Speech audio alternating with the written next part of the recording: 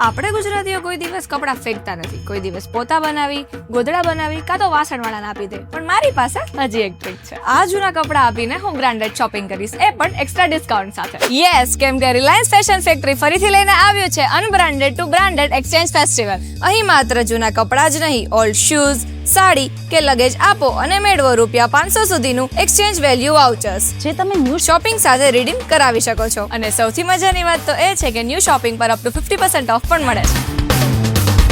दिल जो कहे वही करना है, बंदिशों में नहीं मरना है, मैंने सोचा है.